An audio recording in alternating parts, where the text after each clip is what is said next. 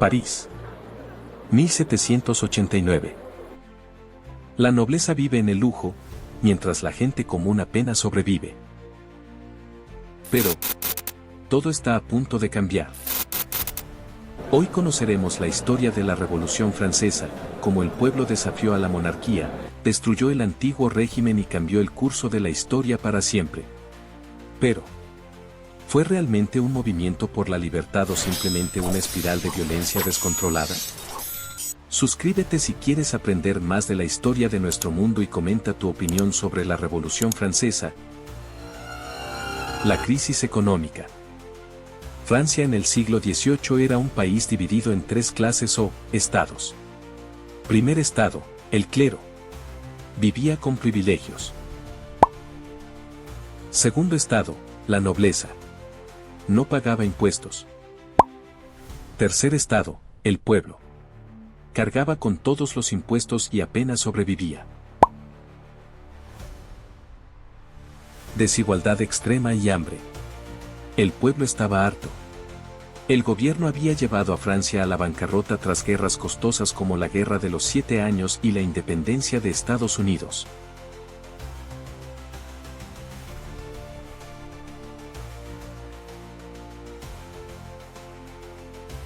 Luis XVI y María Antonieta, líderes incompetentes. Luis XVI no sabía gobernar, y María Antonieta se volvió un símbolo de la indiferencia de la nobleza. Se dice que cuando le dijeron que el pueblo no tenía pan, ella respondió, que coman pasteles. Aunque esta frase es un mito, reflejaba el desprecio hacia el pueblo. El inicio de la revolución. Los estados generales y el juramento del juego de pelota.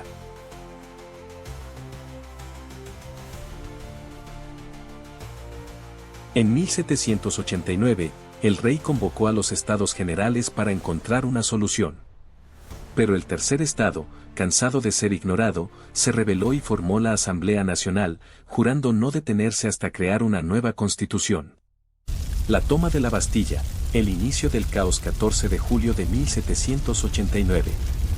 El pueblo de París se levantó en armas y atacó la Bastilla, una prisión simbólica de la tiranía.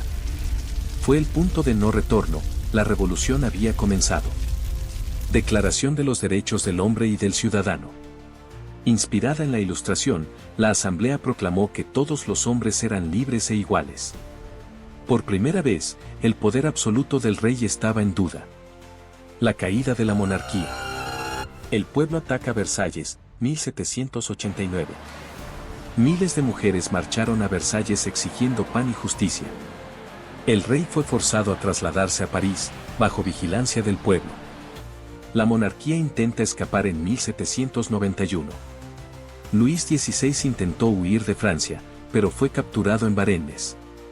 Ahora, el pueblo lo veía como un traidor. Abolición de la monarquía y ejecución del rey, 1793. La revolución radicalizó. Luis XVI fue juzgado y ejecutado en la guillotina el 21 de enero de 1793. Francia ya no tenía rey. El reino del terror, cuando la revolución se vuelve sangrienta. Maximilien Robespierre y la era del terror.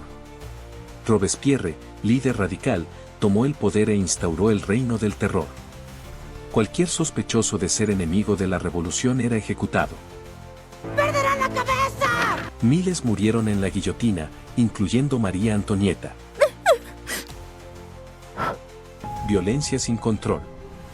La revolución había iniciado con la promesa de libertad, pero terminó consumida por la paranoia y el caos. El ascenso de Napoleón y el fin de la revolución.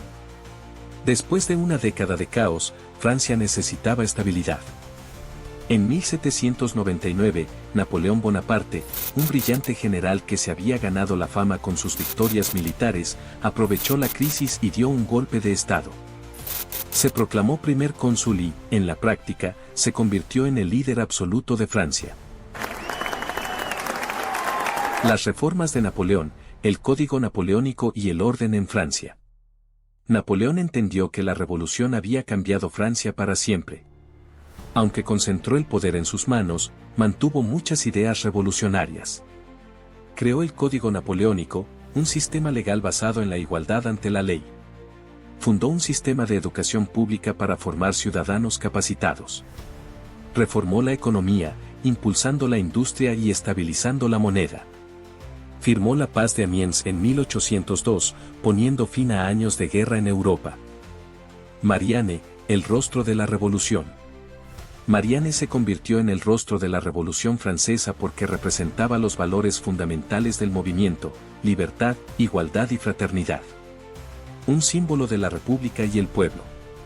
Durante la Revolución Francesa en 1789, los revolucionarios necesitaban una imagen que representara la ruptura con la monarquía y la construcción de una nueva sociedad basada en la democracia y la soberanía popular. En lugar de un rey o una figura religiosa, eligieron a una mujer del pueblo, fuerte y decidida, para simbolizar la nueva nación. La gorra frigia, un símbolo de libertad.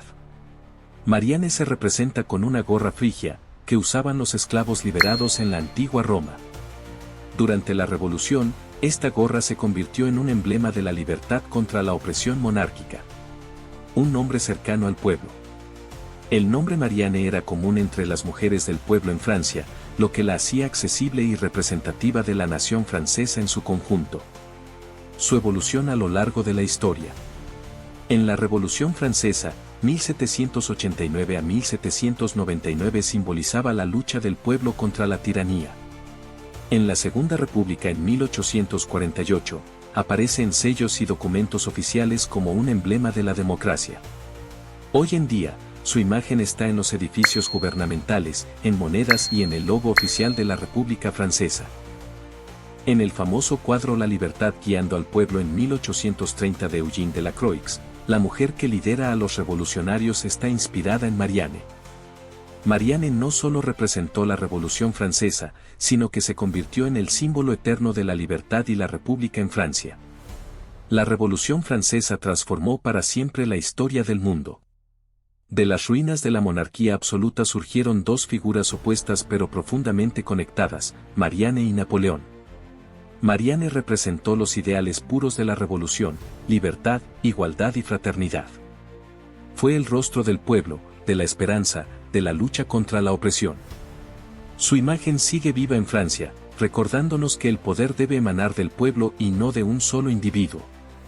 Napoleón, en cambio, fue la prueba de que los ideales de la revolución podían ser tanto un arma como un pretexto para el poder absoluto. Usó la promesa de orden y estabilidad para restaurar el control del Estado, convirtiéndose en emperador y extendiendo su influencia por toda Europa. Aunque consolidó muchas reformas revolucionarias, también centralizó el poder, mostrando que incluso los mayores ideales pueden ser moldeados por la ambición. Entonces, ¿quién triunfó realmente? Marianne sigue siendo el símbolo eterno de la libertad, pero Napoleón demostró que la estabilidad muchas veces requiere sacrificios. Ambos dejaron un legado imborrable, y su lucha sigue vigente hoy. ¿Es posible equilibrar la libertad y el orden sin comprometer ninguno de los dos? ¿Y tú, qué opinas? ¿Fue Napoleón un traidor a la revolución o su máximo heredero? Déjanos tu opinión en los comentarios. No olvides suscribirte para más historias que marcaron el destino del mundo. Nos vemos en el próximo video.